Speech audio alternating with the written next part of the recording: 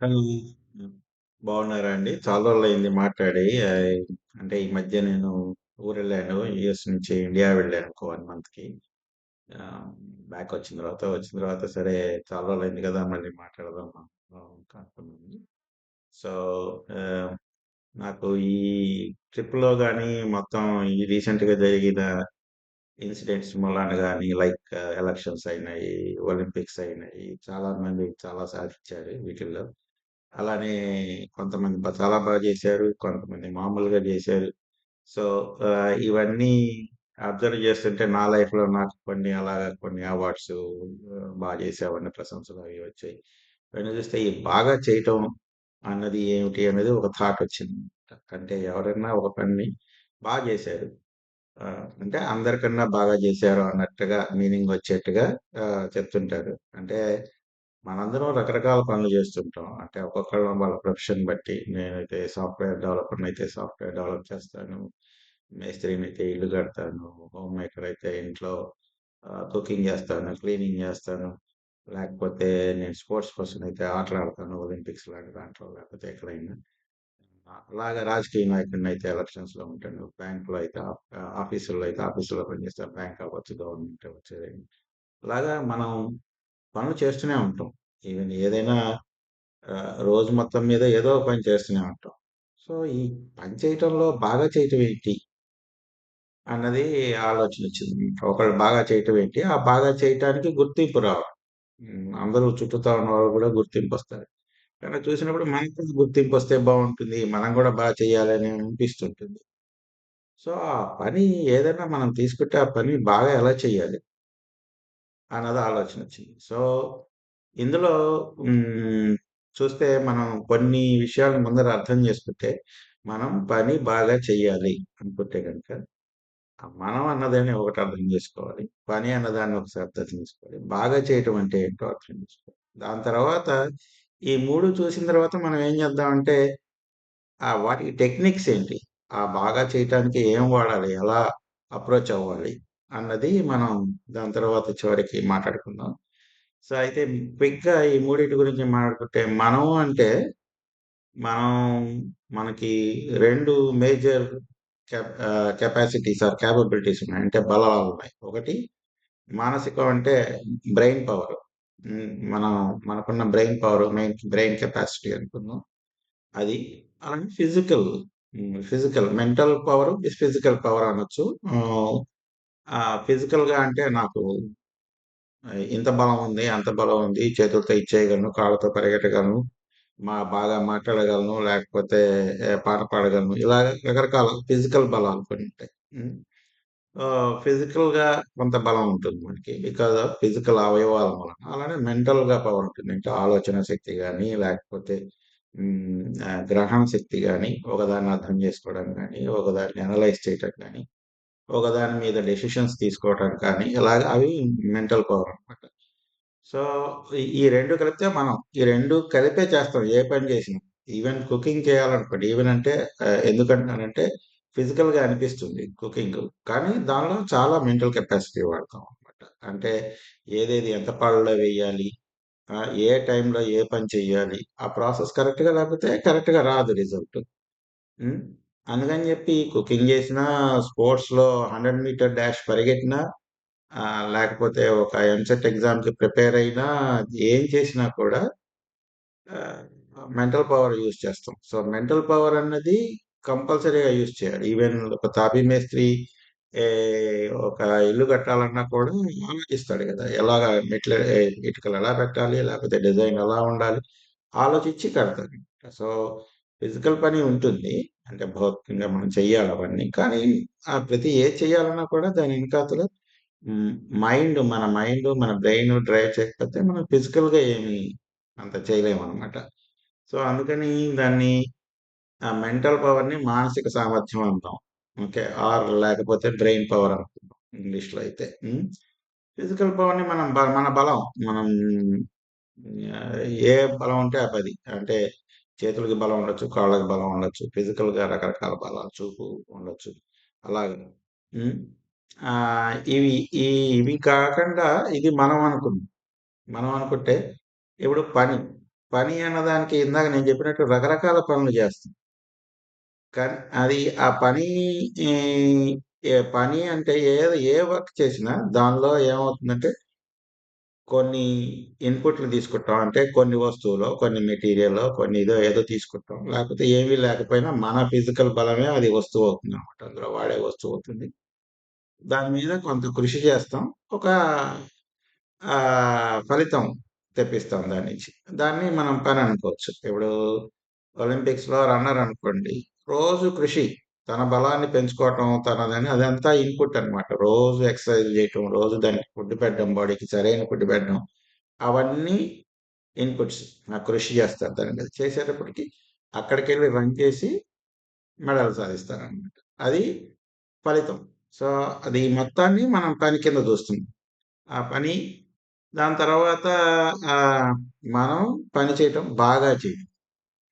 ఇప్పుడు ఈ బాగా చేయటంలోనే అసలైన ఇది ఉంది. బాగా చేయటం అంటే అందరూ చేస్తున్నారు పని. కానీ కొందరు కొంచెం బాగా అందరికన్నా బాగా చేస్తున్నారు అనిపిస్తుంది. అంటే కంపారిజన్ వచ్చింది కదా! అందుకని ఈ బాగా చేయటం అన్నది నేను 3 రకాలుగా ఆహ్, 3 సబ్ పార్ట్స్ ఉన్నాయి బాగా చేయటంలో. ఒకటి సమర్థవంతంగా చేయటం. అంటే ఇంగ్లీష్‌లో అయితే ఎఫిషియంట్‌గా చేయటం. హ్మ్. అంటే తక్కువ మెటీరియల్, తక్కువ టైము, తక్కువ ఎనర్జీ వాడి ఆ పనిని పూర్తి చేయటం అన్నమాట. అంటే ఇద్దరు ఇల్లు కట్టారనుకోండి. ఇద్దరు ఇల్లు కట్టింది ఒకటే క్వాలిటీ ఉంది. కానీ ఒకతని దగ్గర మెటీరియల్ చాలా పొదుపుగా, తక్కువగా వాడాడు. ఎక్కడ వేస్ట్ లేదు. రెండో దగ్గర బాగా వేస్ట్ అయిపోయింది. కానీ ఇదే క్వాలిటీ వచ్చింది. హ్మ్. సో, కాస్ట్ గాని, మెటీరియల్ గాని, ఎనర్జీ గాని, ఇవన్నీ టైం గాని, ఇవన్నీ కావాల్సినంతే వాడి రిజల్ట్‌ని తెప్పించటం, ఎఫిషియెంట్‌గా చేయటం. అంటే సమర్థవంతంగా చేయటం. హ్మ్. ఇంకోటి ప్రభావంగా చేయటం. ప్రభావితమైన అవుట్‌పుట్. అంటే మనకి ఆ ఇల్లుని చూసి, ఆ ఇల్లు తీసుకునేవాళ్ళు బాగా ఆనందపడడం. అంటే దీని ఎఫెక్ట్ అన్నమాట. చేసిన యొక్క రిజల్ట్ యొక్క ఎఫెక్ట్. అని ఎఫెక్టివ్‌నెస్ అంటారు. హ్మ్.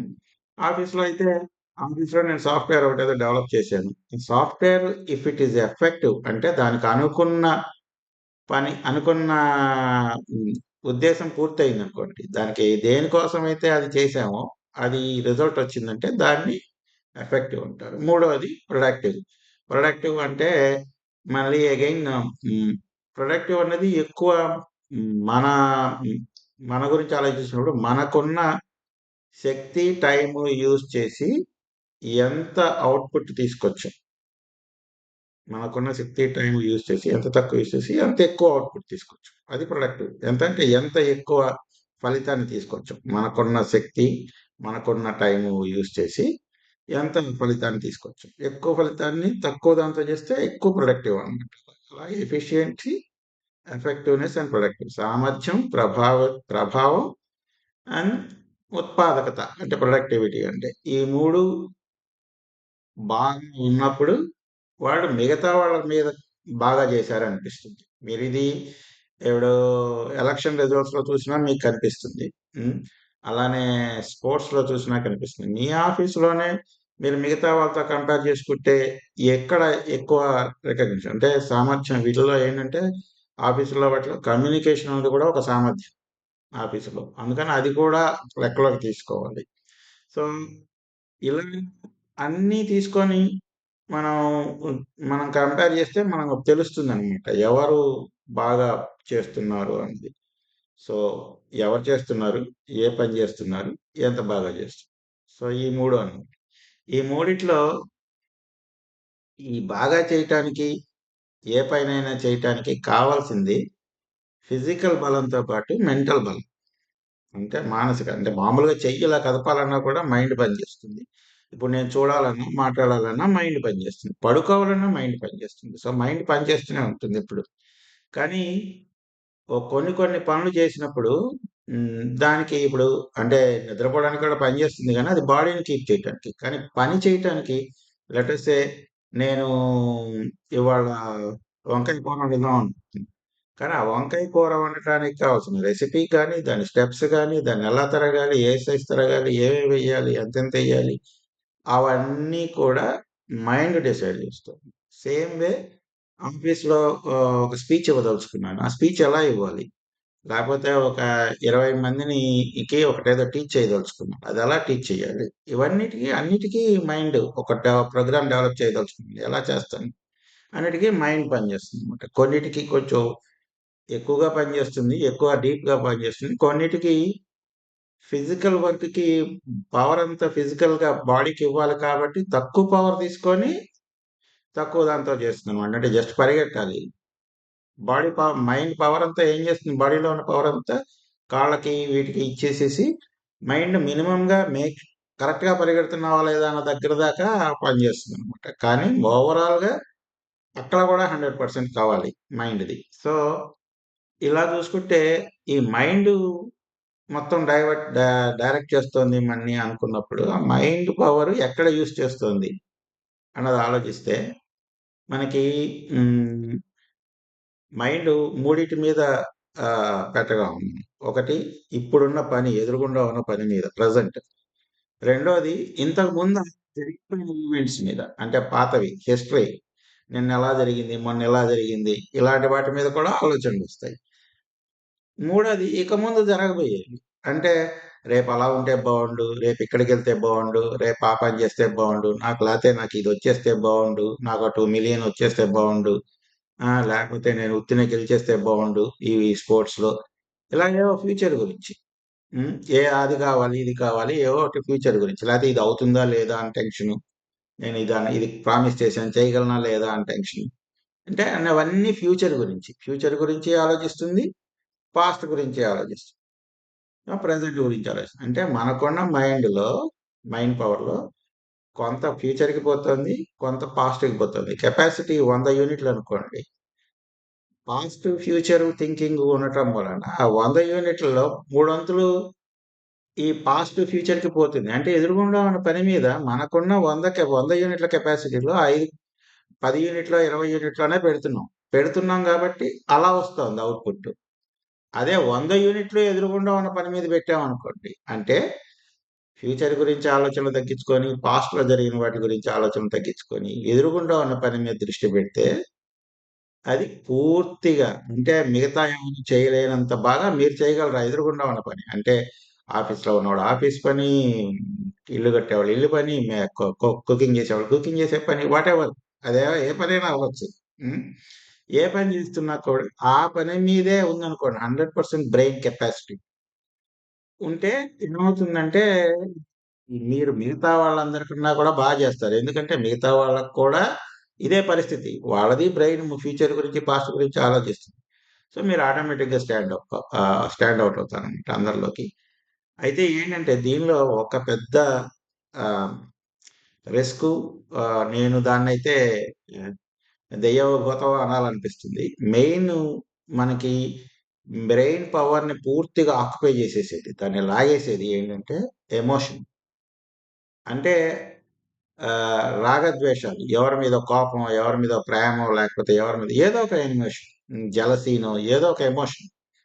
ఆ ఎమోషన్ వచ్చేటప్పటికి ఏమవుతుందంటే బ్రెయిన్‌కి పనిచేసే శక్తి తగ్గిపోతుంది. ఎందుకంటే ఆ ఎమోషన్ ఓవర్‌టేక్ చేసేస్తుంది బ్రెయిన్‌ని. అందుకని ఈ ఎమోషన్స్ ఎక్కడి నుంచి వస్తున్నాయి? మనం ఫ్యూచర్ గురించి ఆలోచించినా, పాస్ట్ గురించి ఆలోచించినా ఎమోషన్స్ వస్తాయి. ఎదురుగుండా ఉన్న పని గురించి ఆలోచించామనుకోండి. నేను సాఫ్ట్‌వేర్ ప్రోగ్రామ్ రాస్తున్నాను. నేను నా బాస్ గురించో, లేకపోతే ఎవరి గురించనో, లేకపోతే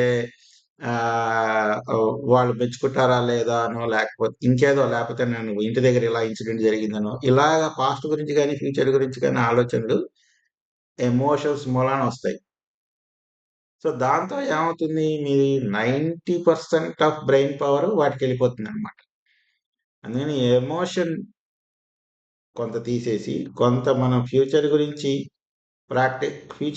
ఆలోచించకుండా పాస్ట్ గురించి ఆలోచించకుండా ఎదురుగుండా ఉన్న పని మీద ఫోకస్ చేస్తే, మనం చేసే పని మామూలుగా 5 గంటల్లో ఒక పనిని ఈ 20% క్వాలిటీతో చేయగలిగితే, ఇప్పుడు నేను చెప్పిన టెక్నిక్‌లో మొత్తం దాని మీదే దృష్టి పెడితే, మూడొంతులు ప్రాబబ్లీ 2, 3 గంటల్లోనే దాన్ని 100% చేసేయగలుగుతారు. హైయెస్ట్ క్వాలిటీతో. హ్మ్. సో, ఇది స్వానుభవం కూడా. నా స్వానుభవం కూడా అదే. నేను ఆహ్, ఒకదాని మీద ఫోకస్ చేసినప్పుడు వచ్చిన రిజల్ట్ లేకపోతే 4, 5 ఫ్యూచర్ గురించి వాటి గురించి టెన్షన్ పడినప్పుడు ఈవెన్ హ్మ్, నాకు కొన్ని సిట్యుయేషన్స్‌లో ఆహ్, హ్మ్, ఫ్యూచర్‌లో ఏమవుతుందా అన్న టెన్షన్ వచ్చినప్పుడు ఈ ఎదురుగుండా నాకు తెలిసిందే సరిగ్గా చేసేవాడిని కాదు. తెలిసిన విషయమే. తప్పులు చేసేవాడిని. హ్మ్. ఈవెన్ నడిచేటప్పుడు కూడా తడబడుతుంది నడక. అంత ఆక్యుపై చేసేస్తుందనమాట. అంటే చిన్న చిన్న టాస్క్‌లు కూడా చేయలేము. ఆ ఆలోచనలొచ్చినప్పుడు. అందుకని అవి అవి 2 మనం ఎంత తీసేయగలిగితే అంత ఎఫెక్టివ్‌గా ఉంటాం. అవి 2 తీసేయగలగటానికి మనం ఒక పని చేస్తున్నప్పుడు మనకున్న మన దగ్గరున్న ఎమోషన్స్‌ని ఎలా పక్కన పెట్టుకోవాలి, ఫ్యూచర్ గురించి థాట్స్ ఎలా పక్కన పెట్టాలి, పాస్ట్ గురించి థాట్స్ ఎలా పక్కన పెట్టాలి.